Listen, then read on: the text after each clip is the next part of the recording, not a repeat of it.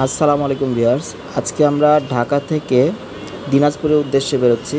তো আমরা এখন আছি শ্যামলী বাস স্ট্যান্ডে। তো এখান থেকে আমরা দিনাজপুরের উদ্দেশ্যে যাব। আমাদের বাস আর 10-15 মিনিটের মধ্যে চলে আসবে। তো ভিউয়ার্স, এটা হচ্ছে গিয়ে আমাদের যে বাস, সেই বাসে করেই আমরা যাব আজকে দিনাজপুর। এটা সেমি স্লিপার বলে, মোটামুটি একটা বাস, মোটামুটি ডেকোরেটেড বলা যায়। এসি আরো ফুল করে দেন যাতে সব আঁকড়ে যায়। তো ভিউয়ার্স, এখন বাজতেছে রাত 1:30। তো ঢাকা থেকে আমরা অনেকখানি দূরে চলে আসছি। তো ফুড ভিলেজ নামের একটা স্থানে, মানে খাবার হোটেলে আমাদেরকে বিরতি দিয়েছে। তো এই হোটেলটা মোটামুটি অনেকগুলো গাড়ি দেখা যাইতেছে এবং এদের খাবার দাবার মেনুটা আমরা চেক করেছি এবং সামান্য কিছু খেয়েছি। মোটামুটি ভালোই আছে, রিজনেবল প্রাইসও আছে, এখানকার খাবার মানও ভালো বলা যায়। তো আমাদের বাস ভাড়া নিয়েছিল প্রতিজন 900 টাকা করে, যে বাসটায় আমরা দিনাজপুর যাচ্ছি।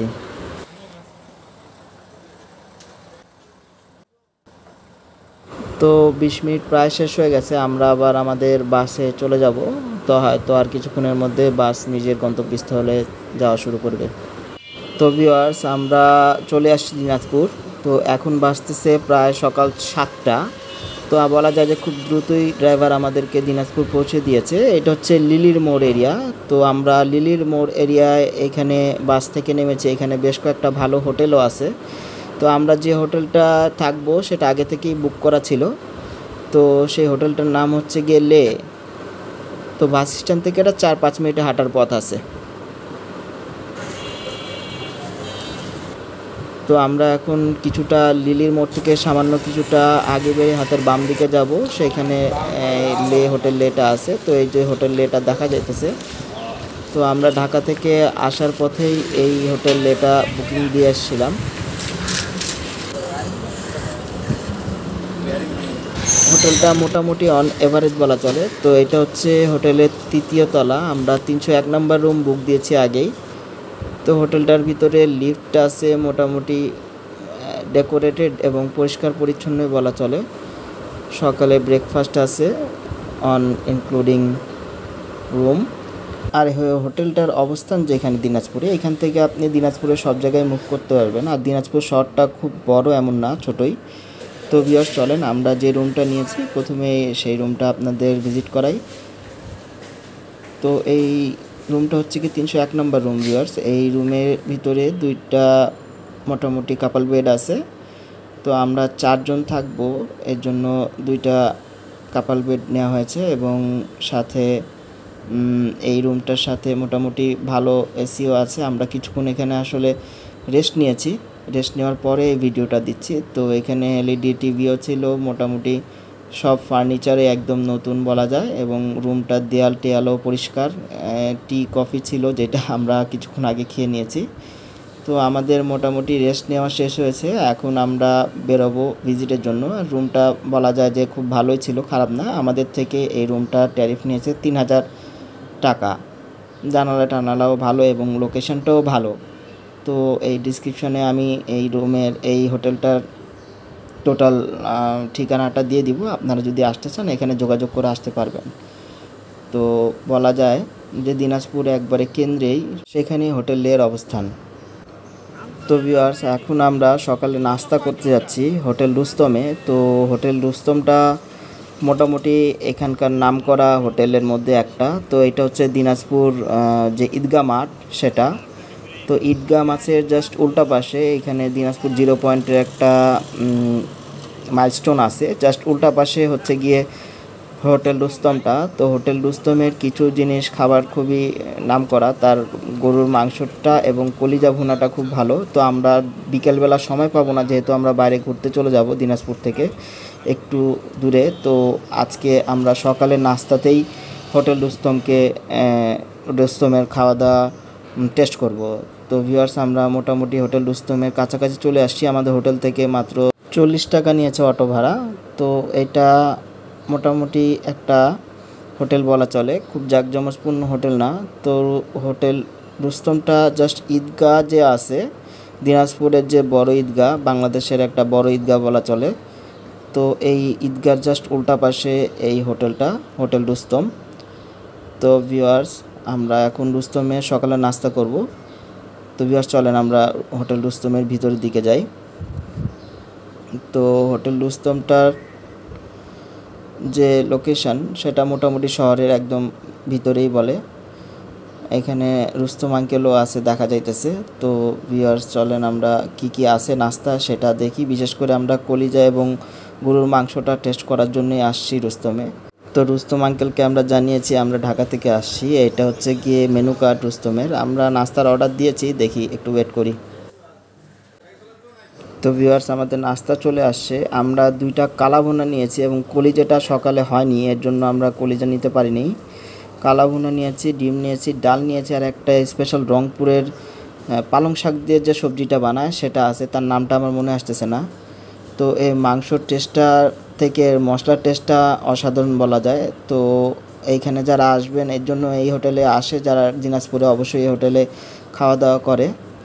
তো ভিউয়ার্স রুস্তম আঙ্কেলের হোটেলের বিশেষত্ব হচ্ছে গিয়ে ওনার কালো ভুনা। আমরা যে কালো ভুনাটা এখন টেস্ট করতেছি এটা বলা যায় যে মোটামুটি একটা মানে টেস্টফুল কালো ভুনা চলে বলা।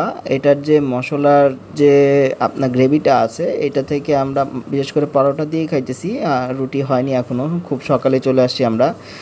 তো এটার যে টেক্সচার এবং এটার যে মাংসর কোয়ালিটি আছে মোটামুটি ভালো এবং এর কোয়ান্টিটিটাও খারাপ না। আমরা 2টা মাংস নিয়েছি এবং সাথে ডাল ছিল, ডালটাও খুব মজার, ডালের টেস্টটাও মোটামুটি বলা যায় যে খুবই ভালো। এইখানে তাছাড়া যে ওনারা যে আরেকটা ওনাদের স্পেশাল সবজি হয়, আমার নামটা মনে আসতেছে না, এটা রংপুরে বিশেষ করে পালং শাক থেকে এবং বিভিন্ন রকম ভেজিটেবল একসাথে মিক্স করে একটা সবজি বানায়, সেই সবজিটাও আমাদেরকে দিয়েছে, সেটাও ভালো বলা যায়। তো সকালের নাস্তায় আমরা মোটামুটি খুব হেভি খাওয়া দাওয়া করতেছি, কারণ আমার বিকেলের দিকে হয়তো দুপুরের দিকে না আসতে পারবো না। যাই হোক এই রুস্তম আঙ্কেলের খাবার হোটেলের যে নামটা বলা যায় যে ওনাদের খাবার মেনু অনুযায়ী প্রাইসটাও ভালো এবং খাবার মানও ভালো, আপনারা আসতে পারেন। তো ভিউয়ার্স আমরা এখন দিনাজপুরের পান কেন্দ্রে অবস্থান করতেছি। এই জায়গাটার নাম হচ্ছে বাহাদুর বাজার। এই বাহাদুর বাজারটা একটু সামনে গেলেই হচ্ছে কি বাহাদুর বাজার, এখানে দিনাজপুরের সবচেয়ে বড় বাজার এবং এই প্লেসটা এমন একটা প্লেস 5 রাস্তার মোড় একসাথে হয়েছে এবং এইখান থেকে আপনি স্টেশনও কাছে, বাজারও কাছে এবং এই জায়গাটা খুবই জমজমাট এবং একটা কমার্শিয়াল এরিয়া বলা চলে এই দিনাজপুরের। তো দিনাজপুরের যারা আসে অবশ্যই একবার হলে এখানে আসে। দিনাজপুরের এই যে ঐতিহ্যবাহী জিনিস আছে সেইগুলো কিনতে আমরা আসছি। আমি দিনাজপুরের পাঁপড় কিনবো এবং দিনাজপুরের যে আতপ চাল আছে সেটা কিনবো। তো তার সাথে দিনাজপুরের আরও একটা স্থান হচ্ছে এবং প্লেস হচ্ছে গিয়ে পাবনা সুইটস। তো আমরা যেখানে বাজারটা, সেই বাজার থেকে জাস্ট 5 কদম থেকে 10 কদম হাঁটলেই এই পাবনা সুইটসটা আমরা পেয়ে যাব। তো এই পাবনা সুইটসটা হচ্ছে গিয়ে দিনাজপুরের একটা ঐতিহ্যবাহী মিষ্টির দোকান এবং তাছাড়া এই ঐতিহ্যবাহী বলা যাবে না, হোল বাংলাদেশেই বলা যায় যে এই মিষ্টির দোকানটা খুব নাম করা এবং এখানকার মিষ্টির সুনাম সারা বাংলাদেশে আছে। তো ভিউয়ার্স আমরা এই মিষ্টির দোকানের আজকে রিভিউ করব। ভিউয়ার্স চলেন আমরা ভিতর দিকে যাই।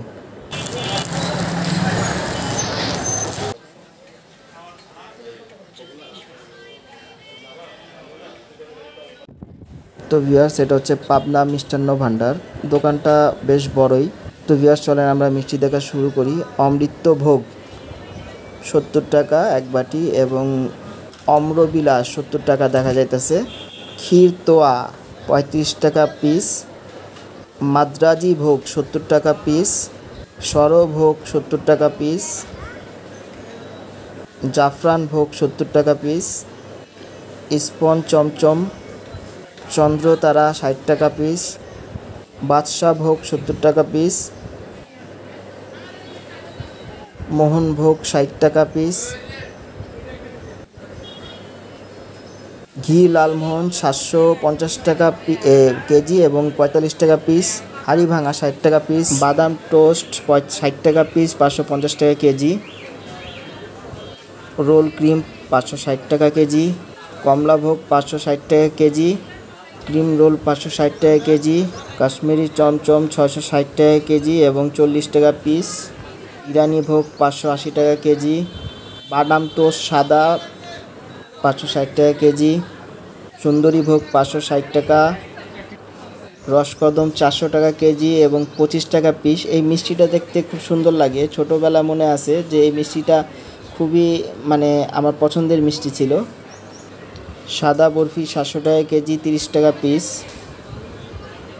পেয়ারা 740 টাকা কেজি। চকলেট মিল্ক কেক 740 টাকা। গাজর মুন্ডা 700 টাকা। Kalakand 700। Coffee milk cake 740। Milk cake 740। গাজর বরফি 700। চিনি মুক্ত বরফি 720, ডায়াবেটিস আলাদের মিষ্টি। লাড্ডু দেখা যাইতেছে লালমোহন 420, ক্ষীরমোহন 360, কালোজাম 380, শুকনা রাজভোগ 420, চমচম 680, লাল দই দেখা যাইতেছে। রসমালাই আছে 560 টাকা, সাথে পিঠাও দেখা যাইতেছে এই পাশে। সাদা দইও আছে। পাটিসাপটা 40 টাকা পিস। তো মোটামুটি এই ছিল পাবনা সুইটসের বিভিন্ন রকম আইটেম মিষ্টির। তো অনেক রকম আইটেম দেখা গেল, এত ভ্যারাইটি মিষ্টি ঢাকাও দেখা যায় না। তো ভিউয়ার চলেন আমরা ম্যানেজার সাহেব যে এইখানে ক্যাশে আছে ওনার সাথে একটু কথা বলবো। তো মিষ্টির দোকানটা খুব ব্যস্ত মিষ্টির দোকান, উনি কথা বলা পর্যন্ত সময় পাচ্ছে না। তো আপনাদের এই মিষ্টির দোকানটা যেটা দিনাজপুরে, এটা তো 1 নম্বর মিষ্টির দোকান, এটা বলার কোনো ভালো নাই। এটা কত বছর যাবত এই মিষ্টির দোকানটা মানে রান করতেছে? আপনি এখানকার ম্যানেজার আমি জানি, 45 বছর যাবত। আপনার শুধু এইটাই দিনাজপুরে, যেটা আপনাদের নামটা এখানে পাবনা মিষ্টান্ন ভাণ্ডার হইলো কেন? পাবনা জেলা ছিল, সেজন্য এটার নাম হয়তো পাবনা স্টোর হয়েছে।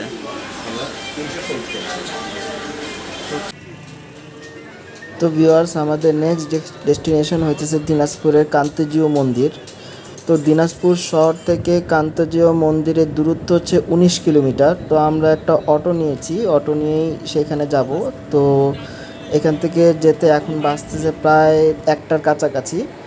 তো এখান থেকে কান্তজিউ মন্দির যেতে আমাদের সময় লাগবে প্রায় 30-35-40 মিনিটের কাছাকাছি। তো আমরা অটোতে কাছাকাছি চলে আসছি। এখানে কান্তজিউ যে নগরটা সেটা দেখা যাইতেছে। তো কান্তজিউ মন্দিরটার যে প্রাঙ্গণটা সেখানে আমরা চলে আসছি। আর হয়তো 4-5 মিনিট লাগবে হয়তো কান্তজিউ মন্দিরের একেবারে ভিতর যেতে। তো আমাদের অটোটা মন্দির প্রাঙ্গণে চলে আসছে। তো এই প্লেসটা, কান্তজিউ মন্দিরটা বাংলাদেশের একটা ঐতিহ্যবাহী মন্দির বলা চলে। তো আমরা বাংলাদেশের বিভিন্ন টাকার ভিতরেও এই মন্দিরটা দেখে থাকি এবং দিনাজপুরে এই মন্দিরটা বেশ নামকরা মন্দির। মন্দির প্রাঙ্গণে একটা গাছ দেখা যাইতেছে, ফুলের গাছই, জানি না নামটা, কিন্তু কালারটা খুবই সুন্দর, পুরো সম্পূর্ণ গাছ ভর্তি বেগুনি কালার ফুল, ফুলগুলোও দেখতে সুন্দর। তো ভিউয়ার্স, আমরা এখন কান্তজিউ মন্দিরের ভিতরের দিকে যাব। তো এই প্লেসটাও খুব সুন্দর, নিরিবিলি ফাঁকা। তো এইখান থেকে সোজা গিয়ে সম্ভবত ডান দিকে, হ্যাঁ, ওই যে কান্তজিউ মন্দিরের উপরের অংশটা দেখা যাইতেছে। তো ভিউয়ার্স চলেন আমরা কান্তজিউ মন্দিরের ভিতরের যে প্লেসটা সেখানে যাই। এটা বড় একটা এরিয়া নিয়ে কান্তজিউ মন্দির। এখানে বিলবোর্ড দেখা যাইতেছে কান্তজিউ মন্দিরের। তো এইটা হচ্ছে মূল গেট সম্ভবত। তো এইখান থেকে আমরা ভিতরের দিকে যাব। তো চলেন যাই ভিউয়ার্স। তো ভিউয়ার্স, এটা হচ্ছে গিয়ে বাংলাদেশের ঐতিহ্যবাহী একটা মন্দির, কান্তজিউ মন্দির। তো এটার ডিটেলসটা জানাইতেছি আপনাদের। ভিউয়ার্স, এটা একটা মধ্যযুগীয় স্থাপত্য বলা যায়, দারুণ স্থাপত্য বলা যায়। 1704 সালে প্রাণনাথ নামের একজন রাজা এই মন্দিরটি নির্মাণ কাজ শুরু করে এবং 1722 সালে সে মারা যাওয়ার পরে তার দত্তক পুত্র পরবর্তীতে এই মন্দিরে নির্মাণ কাজ কন্টিনিউ রাখে এবং 38 বছর কন্টিনিউ থাকার পরে 1752 সালে এই মন্দিরটার সম্পূর্ণ নির্মাণ কাজ সম্পূর্ণ হয়। মন্দিরটার প্রথম দিকে নবরত্ন খচিত থাকা সত্ত্বেও 1997 সালে ভূমিকম্পে সেটা ব্যাপকভাবে ক্ষতিগ্রস্ত এবং ধ্বংস হয়ে যায়। 20 দশকের দিকে গিরিশচন্দ্র নামের রাজা ব্যাপকভাবে সংস্কার করা শুরু করে এই মন্দিরটার, কিন্তু তারপরও সেটা সম্পূর্ণভাবে তার সংস্কার করতে পারেনি এবং ছাদের অংশ এখনও এখানে প্রবলেম রয়ে গেছে। এই মন্দিরটাতে, সম্পূর্ণ মন্দিরটাতে সাধারণত দেখা যায় এখানকার রামায়ণ, মহাভারত এবং বিভিন্ন পুরাণের যে কাহিনী, সেই কাহিনী এর দেয়ালগুলোতে বর্ণনা করা হয়েছে। এবং এই মন্দিরটা সম্পূর্ণ পোড়ামাটি দিয়ে তৈরি এবং এর মন্দিরে টোটাল হইতেছে গিয়ে আপনার 15,000 টালি, টেরাকাটা টালি যেটাকে বলা হয় নকশা করা টালি, সেটা দিয়ে এই মন্দিরটা সম্পূর্ণভাবে রেডি করা হয়েছে। এই দেয়ালটা, এই যে 15,000 টালির ভিতরে এক একটা টালির সাথে একটা টালি অবশ্যই আপনি মিল পাবেন না। অনেকেই ভাবতে পারে দেখলে যে একটা টালির সাথে আরেকটা মিল আছে, কিন্তু না, এখানে প্রতিটা টালি হইতেছে একটা টালি থেকে আরেকটা টালি পৃথক। 15,000 টালি এই মন্দিরে ইউজ করা হয়েছে টোটাল, কিন্তু প্রতিটা টালি একটা টালি থেকে আলাদা এবং বিভিন্ন রকমের পৌরাণিক কাহিনী এবং এটার যে হিন্দু বৌদ্ধ শাস্ত্রে যেগুলো আছে সেইগুলো এখানে ফুটিয়ে তোলা হয়েছে। মন্দিরের চারদিকে সত্য, ক্রেতা, তপর এবং কলি, এই 4টা শাস্ত্রীয় যুগের যে আকৃতি এবং তাদের যে বৈশিষ্ট্য সেইখানে এই মন্দিরটার মধ্যে সম্পূর্ণভাবে তুলে ধরা হয়েছে। দিনাজপুরে এই মন্দিরটা না, শুধু বাংলাদেশে এই মন্দিরটা খুব ঐতিহ্যবাহী মন্দিরের মধ্যে একটা পড়ে এবং রাস পূর্ণিমায় এই মন্দিরে 15 দিন ব্যাপী একটা মেলা হয়, যেখানে বাংলাদেশের বিভিন্ন প্রান্ত থেকে লোকরা আসে। তো ভিউয়ার্স, আমরা কান্তজিউ মন্দিরের বাইরের অংশ চলে আসছি। এই মন্দিরের বাইরেও আরও একটা স্থাপনা আছে, জাস্ট এটার বাম দিক থেকে মন্দিরটার। তো এটা হচ্ছে কি আরেকটা গেট কান্তজিউর ভিতরে ঢোকার। তো তার পাশ থেকে আরও একটা স্থাপনা দেখা যেতেছে। স্থাপনাটা বেশ পুরাতন, সম্ভবত হিন্দু মন্দিরই ছিল এবং এই প্লেসটা একটা গাঁথনি, মানে পুরাতন যে আপনার যে ভাওয়ালের যে ইটাগুলো থাকে সেদিক দিয়ে বাউন্ডারি করা দেখা যাইতেছে। সম্ভবত একসময় এটা বাউন্ডারি করা ছিল। এই ইটা মোটা খুবই চওড়া প্রকৃতির যে গাঁথনি হয়ে থাকে আগেকার পুরাতন আমলের, সেটা এবং ফুল বাউন্ডারি করা এবং তার সাথে একটা পুরাতন, এটাও মন্দির বলা যাবে যেহেতু স্ট্রাকচারটা মন্দিরের ডিজাইন এবং ভিতরে মন্দিরের মতনই দেখতে, সার্কেল প্রকৃতির। তো যারা কান্তজিউ মন্দির দেখতে আসবেন, সম্পূর্ণ কম্পার্টমেন্টেই আপনার ঘুরে দেখবেন। এই কম্পার্টমেন্টের বেশ কিছু জায়গা আছে যেখানে বসে খুব রিল্যাক্স ফিল হবে। যেমন এই জায়গাটা, এখন আমরা কোকিলের ডাক শুনতেছি। এখানকার পরিবেশটা কিছুটা আলাদা, বিভিন্ন রকম জিনিসপত্র কম্পার্টমেন্টের বাইরে বিক্রি হইতেছে। যারা অবশ্যই দিনাজপুরে আসবেন, অবশ্যই কান্তজিউ মন্দির অন্তত ভিজিট করে যান। তো ভিউয়ার্স, আমাদের নেক্সট ডেস্টিনেশন হচ্ছে যে লেচু বাগান। যারা দিনাজপুরে আসবেন লেচু বাগান যাবেন না এমন না, তো অবশ্যই দিনাজপুরের লেচু পুরা সম্পূর্ণ বাংলাদেশেই ঐতিহ্যবাহী এবং এটা নামকরা লেচু বলে। তো আমরা কান্তজিউ মন্দির থেকে এখন একটা লেচু বাগানের দিকে যাইতেছি। তো এখানকার ড্রাইভার সাহেব যিনি বললেন যে লেচু এখনও সম্ভবত বড় হয়নি, ছোট ছোট হবে। তো আমরা সারা দিনের জন্য এই অটোটা ভাড়া করেছি। এই অটো ড্রাইভারের সাথে আমাদের চুক্তি আছে, সন্ধ্যা পর্যন্ত আমাদের ঘোরাবে। আর এটা হচ্ছে লিচু বাগান। তো দিনাজপুরে এখন লিচু হয়েছে, কিন্তু লিচুগুলা সবুজ, এই হচ্ছে সবুজ লিচু, এখনও লিচু পাকে নাই। এটা হচ্ছে একটা লিচু বাগান, বিশাল বড় লিচু বাগান দেখতে পাইতেছেন। এখানে লিচু হয়েছে ঠিকই, কিন্তু লিচু এখনও পাকেনি। তো আমরা হয়তো আর 1 মাস পরে আসলে লিচু নিয়ে যেতে পারতাম, কিন্তু লিচুর বাগান এখনও লিচু না পাকার কারণে হয়তো এটা দেখেই আমাকে চলে যেতে হবে।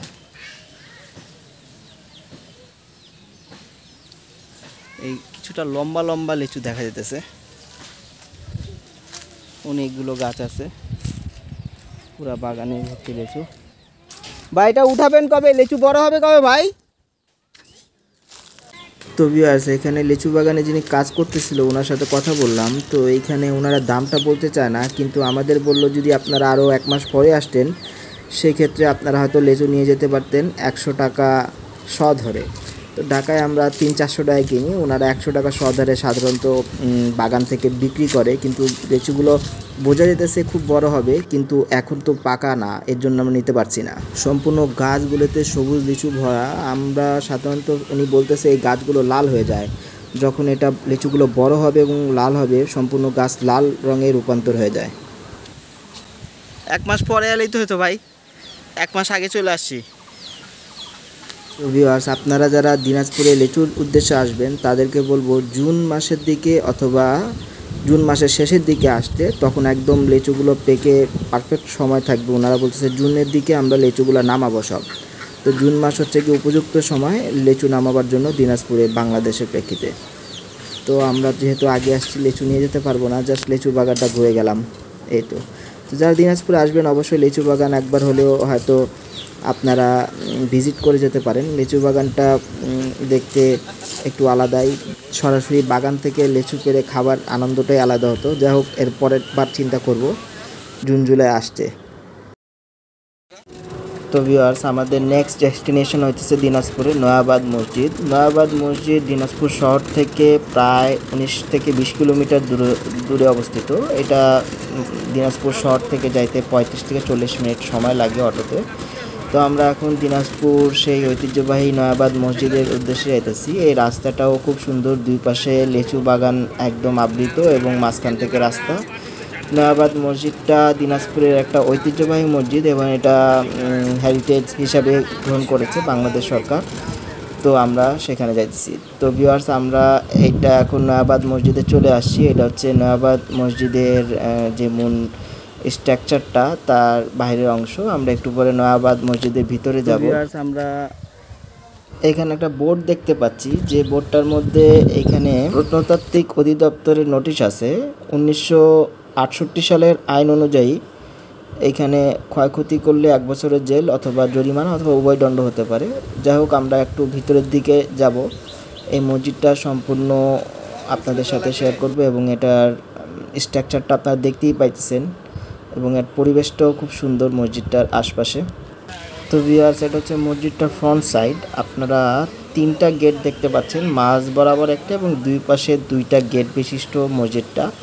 এবং ডিজাইনগুলো প্রত্নতাত্ত্বিকভাবেই একটু পুরাতন, মোগল আমলের। মসজিদটার ভিতরেও পুরাতন যে ঐতিহ্য সেটা ধরে রাখা হয়েছে। 3 গম্বুজ বিশিষ্ট। তো এটা মসজিদের ভিতরের অংশ। মোগল যে স্ট্রাকচারটা, সাধারণত মুঘলরা যেভাবে আর্কিটেক্ট ডিজাইন করে থাকতো সেইটাই এখানে দেখা যাইতেছে। তো মসজিদটার চারপাশে 4টা মোটা কলমের স্ট্রাকচার আছে এবং মসজিদটার দুই পাশে ডান দিকে এবং বাম দিকে 2টা জানালা আছে এবং এটার পিছন থেকে মোটামুটি দেখা যেতেছে যে মিনারটার অংশে আরও 2টি কলম আছে এবং সম্পূর্ণ মসজিদটা একটা বাউন্ডারি দেয়া আছে মোটা দেয়ালের। এবং পিছনের অংশ কিছুটা ক্ষয়ক্ষতি হয়েছে, প্লাস্টারে আবৃত নাই, কিছুটা প্লাস্টার খসে গেছে, কিন্তু ইটাগুলো দেখা যাইতেছে। তো একজন মুসল্লি ভিতরে নামাজও পড়তেছেন। তো এইখানে যেটা দেখা যাইতেছে যে আপনার যে আগেকার আমলের স্থাপত্য সেটা এখানে সম্পূর্ণভাবে ফুটে উঠেছে।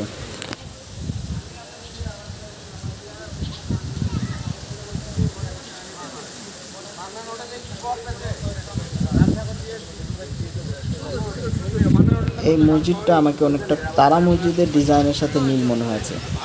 তো দিনাজপুরে যারা আসবেন নয়াবাদ মসজিদ একবার হলেও ভিজিট করে যাবেন। কান্তজয়ী মন্দিরের কাছাকাছি, খুব দূরে না, একসাথে 2টা একসাথেই ভিজিট করা সম্ভব। তো ভিউয়ার্স, দিনাজপুর যে শহর সেইখানে আমরা দেখতে পাচ্ছি যে এইখানকার দিনাজপুর যে ডিভিশনটা, এইখানে সবচেয়ে বেশি উৎপাদন হয়ে থাকে চাল, পোলার চালের যে ধান ক্ষেত এটা আমরা দেখতে পাচ্ছি এবং এর সাথে হচ্ছে প্রচুর ভুট্টা ক্ষেত আছে এইখানে। সম্পূর্ণ দিনাজপুরটা ভর্তি, একটু ভিতরের দিকে আসলেই দেখা যাচ্ছে প্রচুর পরিমাণ ভুট্টা এবং এখানে যে ধানগুলো আছে সেগুলো সবগুলো পোলার চালের ধান, কারণ হচ্ছে একদম ছোট ছোট গাছ এবং সেটার ভিতর থেকে ধান বের হয়েছে। তো আমাদের নেক্সট প্লেস হচ্ছে গিয়ে গ্র্যান্ড দাদুবাড়ি। তো আমরা এখন কান্তজয়ী মন্দির এবং মসজিদ ভিজিটের পরে এখন আমরা যাইতেছি গ্র্যান্ড দাদুবাড়ি। দিনাজপুরের এটা একটা পার্ক। তো সেখান থেকে মানে আপনার কান্তজয়ী মন্দির এবং এই মসজিদটা যেটা দেখলাম আমরা এখন, সেখান থেকে গ্র্যান্ড দাদুবাড়ির দূরত্ব খুব একটা বেশি দূর না। তো ভিউয়ার্স, আমরা গ্র্যান্ড দাদুবাড়ি পার্ক অ্যান্ড রিসোর্টের খুব কাছাকাছি চলে আসছি। এটা একটা দিনাজপুরের বড় পার্ক বলা চলে এবং রিসোর্টও আছে এটার ভিতরে। তো ভিউয়ার্স, এটা হচ্ছে আমাদের পার্কিং এরিয়া। তো আমরা পার্কের মেন গেটে চলে আসছি, এটা এক্সিট পয়েন্ট, হয়তো সামনে এন্ট্রি পয়েন্ট হবে। হ্যাঁ জি, এটা হচ্ছে এন্ট্রি পয়েন্ট। তো এখন আমরা পার্কের ভিতরের দিকে যাব। তো গ্র্যান্ড দাদুবাড়ি পার্কটা একটা বিশাল এরিয়া জুড়ে এই পার্কটা নির্মাণ করা হয়েছে। তো গ্র্যান্ড দাদুবাড়ি যে পার্কটা, এটা আউটেরিয়াল এবং ইন্টেরিয়াল যে ডিজাইন খুব যত্ন সহকারে করা হয়েছে। তো ভিউয়ার্স চলেন আমরা এবার ভিতরের দিকে যাই। এটা হচ্ছে গিয়ে গ্র্যান্ড দাদুবাড়ির এন্ট্রি পয়েন্ট। তো প্রথমে এন্ট্রি করার পরে একটা আপনার ওপেন প্লেস আছে, যেটার বাম পাশে টিকিট কাউন্টার আছে এবং হাতের ডান দিকে তাদের অ্যাডমিনিস্ট্রেশন সেকশন আছে, সম্ভবত যারা পরিচালনার দায়িত্ব আছে তারা এখানে বসেন। তো গ্র্যান্ড দাদুবাড়ির যে টিকিটটা হচ্ছে গিয়ে দুই ভাগে ভাগ করা, একটা হচ্ছে গিয়ে আপনার এন্ট্রি, সেটা হচ্ছে 100 টাকা করে, এবং ওদের ওয়াটার পার্কের জন্য আলাদা একটা ফি দিতে হয়। তো আমরা হয়তো ওয়াটার পার্কের টিকিট কাটতে হবে, কারণ আমরা ভিতরে যাব দেখতে, সম্ভবত আমরা হয়তো গোসল করতে পারবো না। তো চলেন ভিউয়ার্স আমরা টিকিটটা কেটে নিই। তো এটা হচ্ছে গ্র্যান্ড দাদুবাড়ির টিকিট। তো টিকিট আমরা নিয়ে নিয়েছি, আর সাথে একটা কয়েনও দিয়েছে, কয়েন দিলে আবার গেটটা ওপেন হয়।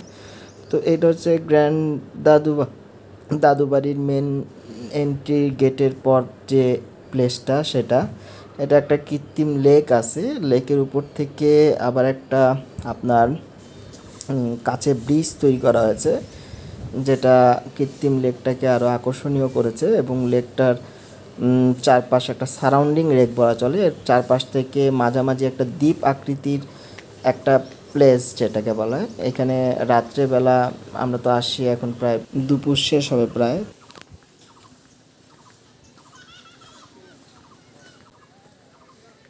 তো এই প্লেসটা রাত্রেবেলা আরও সুন্দর হয়তো দেখাবে, কারণ এই যে কৃত্রিম লেকটার পাশে লাইটিং অবশ্যই করা হয়েছে। তো ভিউয়ার্স এখানে একটা ক্রোকোডাইল দেখা যাইতেছে মাটির। ক্রোকোডাইল স্ট্রাকচারটা খুব সুন্দর জায়গায় প্লেস করা হয়েছে। এখানে একটা ফোয়ারাও, দারুণ ফোয়ারা নির্মাণ করা হয়েছে। তো বলা যায় যে এটা একটা দ্বীপের মাঝখানে, মানে চারপাশ থেকে আপনার এইখানে একটা লেক আছে এবং দ্বীপের মাঝখানে প্লেসটা হচ্ছে কি এটা। এখানে একটা ক্যান্টিন আছে, যেখানে যদি খাবার দাবার কারোর প্রয়োজন হয় সেখান থেকে ক্যান্টিন থেকে খাবার নিয়ে এখানে বসে খেয়ে নিতে পারবে। তো এখানে বিভিন্ন রকমের মেনু দেখা যাইতেছে। তাছাড়া এখানে কিছু বসারও প্লেস আছে, যেখানে বসে হয়তো আপনি স্বাচ্ছন্দ্যের সাথে খেতে পারবেন, খাওয়া দাওয়া শেষে আবার সম্পূর্ণ পার্কটা ভিজিট করতে পারবেন। তো ভিউয়ার্স আমাদের হাতে সময় কম থাকে, আমাদেরকে দ্রুতই হয়তো পার্কটা শেষ করতে হবে। তো এখন আমরা পার্কের ভিতরের দিকে যাইতেছি। পার্কটা বেশ বড়, এখানে বাম সাইডে বিভিন্ন রিসর্টের কাজ চলতেছে এখনও।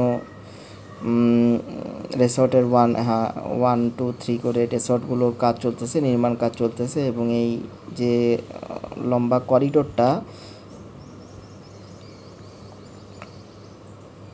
এর পাশ থেকে বিভিন্ন রকমের স্ট্রাকচার তৈরি করা হয়েছে। এটা হচ্ছে বেবি ফিডিংয়ের জায়গা ছিল এবং কিডস জোন আছে এখানে, যারা বাচ্চা তাদের জন্য স্পেশালও আলাদা করা হয়েছে, এবং যারা বড় তাদের জন্য একটা সুব্যবস্থা রাখা হয়েছে। তো এটার যে মূল আকর্ষণ, এটার ওয়াটার ওয়ার্ল্ডও আছে, এবং এই প্লেসটা ব্যাপক বড় একটা এরিয়া নিয়ে এই পার্কটা এবং রিসর্টটা তৈরি করা হয়েছে। ওপেন প্লেস আছে, ওপেন ফিল্ড আছে, এবং এইটা হচ্ছে স্পেশাল একটা প্লেস বেবিদের জন্য। এখানে একটা রাইড আছে, সেই রাইডে যারা চড়তে চায় তারা এখানে টিকিটেরও ব্যবস্থা আছে, এই রাইড ঘুরে দেখাবে। তো এখন লোক কম, দুপুরবেলা, আমরা আসছিও একটু দুপুরের সময়।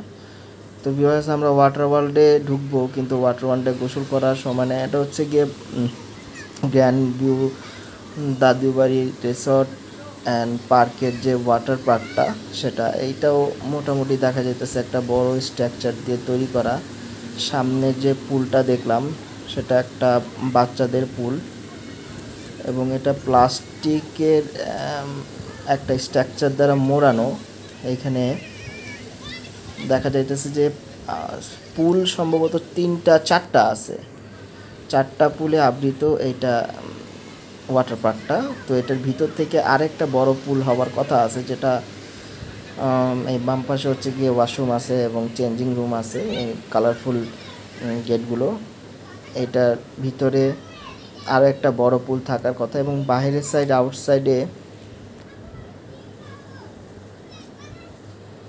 যে পুলটা আছে সেটা বাচ্চাদের পুল, এবং এই বিশেষ করে এই স্ট্রাকচারটা তৈরি করা হয়েছে প্লাস্টিকের, এবং সম্ভবত বাচ্চাদের জন্যই দুইটা পুল আমি বড় দেখলাম। একটা বাচ্চা এখানে গোসলও করতেছে। ভিতরের অংশ জানি না কি, আমরা হয়তো ভিতরে যেতে পারবো না, আজকে সময় কম। তো এইটা হচ্ছে গিয়ে মিনি পুল, বাচ্চাদের যে সাইজের পুলটা সেটাই। আর ভিতরের সাইডে হয়তো পুল থাকতে পারে, আমরা জানি না, কারণ আমরা ভিতরে ঢোকার অপশান এখন আমাদের নেই, সময়ও নেই। কিন্তু এই প্লেসটাও মোটামুটি বড়। তো ওয়াটার ওয়ার্ল্ড থেকে আমরা বের হয়ে গেছি, এখন ওয়াটার ওয়ার্ল্ড থেকে সামনের দিকে আমরা যাইতেছি। চোখে পড়েছে কিছু পরিষ্কার কর্মীরা অনবরত সবসময় কাজ করতেন এখানে। হলের একটা প্লেস আছে, এখানে পার্টি চলতেছিল। তাছাড়া এটা কৃত্রিম লেক এটাও বলা চলে। একটা ডায়নোসর পার্ক আছে। তো চলেন ভিউয়ার্স, আমরা ডায়নোসর পার্কটা প্লেসটা খুব সুন্দর করেছে এবং এটা নির্মাণ কাজ চলতেছে। ডায়নোসর পার্কের ভিতর দিকে যাই। ডায়নোসর পার্ক, তো এটা হচ্ছে গিয়ে একটা বড় ডায়নোসর পার্ক। তো এইখানে ছোট ডায়নোসরও একটা দেখা যাইতেছে। এটা হচ্ছে গিয়ে একটা ছোট ডায়নোসর।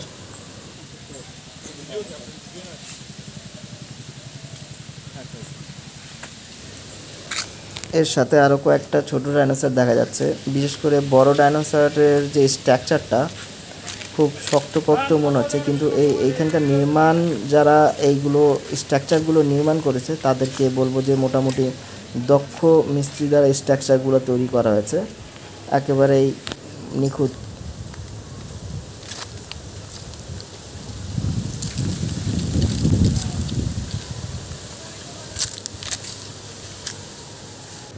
বিশেষ করে পার্কগুলোতে যদি কোনো বাচ্চারা আসে, অনেক কিছু শেখার আছে এবং অনেক কিছু জানারও আছে এবং খুব আনন্দও পাবে। এই ডাইনোসর পার্কের বাইরেও একটা ওপেন প্লেস আছে, যেখানে বিভিন্ন দোলনা এবং বিভিন্ন রাইড আছে ছোটদের জন্য, কিন্তু এখানে বড়রাও এনজয় করতেছে। এবং এখানে কৃত্রিম ঝর্ণা একটা দেখা যাইতেছে, যেখান থেকে পানি অনবরত পড়ছে। এটা এক্সিট, আমরা মোটামুটি অনেকখানি জায়গা ঘুরলাম, এখন আমরা বাইরের দিকে চলে যাব। তো যারা দিনাজপুরে আসবেন, এই গ্র্যান্ড দাদুবাড়ি পার্ক অ্যান্ড রেজর্টটাও আপনারা ভিজিট করে নিতে পারেন। তো ভিউয়ার্স, আমরা এখন শহরের দিকে যাব। শহরে যেতে রাস্তার মাঝে আমাদের খাওয়া দাওয়া করতে হবে, কারণ 4টা কাছাকাছি বেজে গেছে। তো ভিউয়ার্স, শহরে ফেরার পথে এই মান্নান রেস্টুরেন্টটা খুব পরিচিত এবং নামকরা রেস্টুরেন্ট। এটা হাইওয়ের উপরে অবস্থিত। তো আমরা এই রেস্টুরেন্টেই খাবো। এখন প্রায় 4টা বাজে, যেহেতু অনেক খাবার দাবারই সম্ভবত শেষ হয়ে গেছে, আমরা দেরি করে আসছি। তো দেখি কি আছে এখানে। আছে মোটামুটি জিনিস এইখানে। বিশেষ করে এই হোটেলটার মধ্যে হাঁস ভুনাটা খুবই ভালো নাকি, তো এই বিষয়টা আমরা জানি, এটার ব্লগ হয়েছে কয়েকটা। তো আমরা এই হোটেলে আজকে দেখি কি খাওয়া যেতে পারে। তো আমরা সকলেই ক্ষুধার্ত, আমরা খেতে বসবো এখন মাত্র। তো ভিউয়ার্স, আমরা মান্নান হোটেলে খাওয়া দাওয়া শেষ করলাম। মোটামুটি ভালোই খাবার ছিল, খারাপ না, হাঁস ভুনাটাও ভালো ছিল। তো আমাদের নেক্সট ডেস্টিনেশন হইতেছে রাবার ড্যাম। এটা একটা দিনাজপুরের খুবই ঐতিহ্য এবং সুন্দর জায়গা। এটা একটা পানির ড্যাম আছে, তো আমরা সেখানে পৌঁছাবো। তো সেই রাবার ড্যামটা মোহনপুরে অবস্থিত। তো ভিউয়ার্স, এটা হচ্ছে গিয়ে সেই রাবার ড্যাম। এটা মোহনপুর দিনাজপুরে অবস্থিত। এটা শহর থেকে প্রায় 15 কিলোমিটার দূরে। তো আমরা ড্যামে চলে আসছি। তো ড্যামের ব্রিজের উপরে আমরা দাঁড়িয়ে আছি। তো আমরা একটু পরে নিচের দিকে নামবো ড্যামে নামার জন্য।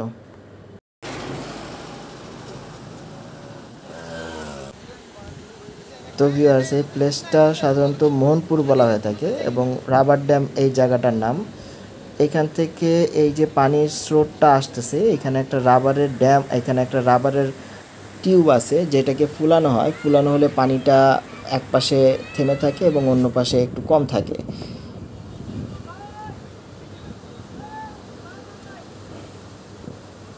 তো এই ড্যামটা যখন বাংলাদেশে পানির প্রয়োজন হয়, তখন এই ড্যামটার যে টিউব থাকে, টিউবটা ফোলানো হয়। ফোলানো থাকলে এক পাশে বেড়ে যায়। এই নদীটা উৎপন্ন হয়েছে ইন্ডিয়া থেকে এবং এই পানি প্রবাহিত বাংলাদেশ থেকে হয়ে আবার ইন্ডিয়া পানিটা চলে যাচ্ছে। এবং এইখানে যে স্রোতটা আছে সেটা একটা ওপেন প্লেস এবং এর উপর থেকে যে ব্রিজটা গেছে ডান দিকে দেখতে পাচ্ছেন আপনারা, এইটা হচ্ছে গিয়ে মোহনপুর, তার সামনে গেলে মোহনপুর। এখানে একদম স্বচ্ছ পানি প্রবাহিত হয়ে একটা দেশে থেকে ঢুকে বাংলাদেশ হয়ে আবার ইন্ডিয়ার দিকে চলে যাচ্ছে। তো এইখানে যারা দিনাজপুরে আসে অনেকেই এই রাবার ড্যামটা হয়ে ভিজিট করে যায়। তো আমরা এখন রাবার ড্যামের কাছাকাছি যাব, আমরা একটা নৌকা ভাড়া করব, সেই নৌকা দিয়ে আমরা রাবার ড্যামের কাছাকাছি অংশে যাব। তো ভিউয়ার্স চলেন, এই 4 জনের জন্য নৌকা ভাড়া নিবে 150 টাকা। কচকচে পানি এটা কি ইন্ডিয়ান পানি না বাংলাদেশের পানি? এটা পানি কোন জায়গা থেকে? পানি তো আসে ইন্ডিয়া থেকে, পানি ইন্ডিয়াতে এটা ইন্ডিয়ার পানি? হ্যাঁ, ইন্ডিয়া দিয়ে এসে ইন্ডিয়া ঢুকে গেছে। এই হলো অবস্থা বাংলাদেশের। ইন্ডিয়াতে এসে ইন্ডিয়া এটা কোন ইউনিয়নে পড়ছে এই রাবার ড্যামটা? কালকে সার্চ দেখালেন 8 নম্বর শঙ্কলপুর। তো ভিউয়ার্স প্রায় 5টার কাছাকাছি বাজতেছে। ওটা কি গ্রাম? ওটা ওটা কোন গ্রাম? ওটা সামনেটা কৃষ্ণপুর পরে। উপর থেকে ড্যামটা শান্ত মনে হলেও এখানে আসে বোঝা যাইতেছে যে এটা স্রোতটা কত বেশি আছে। এখানে শব্দটাও পানির ব্যাপক। ভাই ওদিক যান না, ভাই যান না, তুই হিলিসটাও না।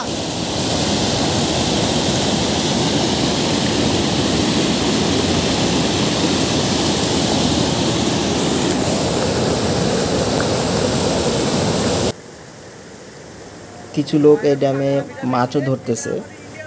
আমরা এখন ড্যামটার উপরের দিকে যাব। এই স্রোতটা থেকে সামনের দিকে কিছু দাঁড়াবার জায়গা আছে, কিছু মানুষ এখানে দাঁড়িয়ে আছে, অনেকে এখানে গোসলও করে।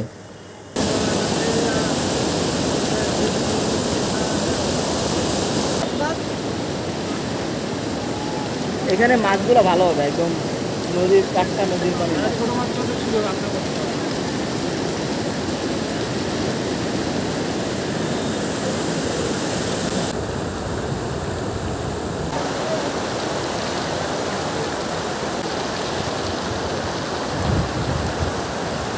তো ভিউয়ার্স এই রাবার ড্যাম ভিজিটের মাধ্যমে একদিনের দিনাজপুরের সফর আজকে আমরা শেষ করতেছি। এখন আমরা হোটেলের দিকে যাব।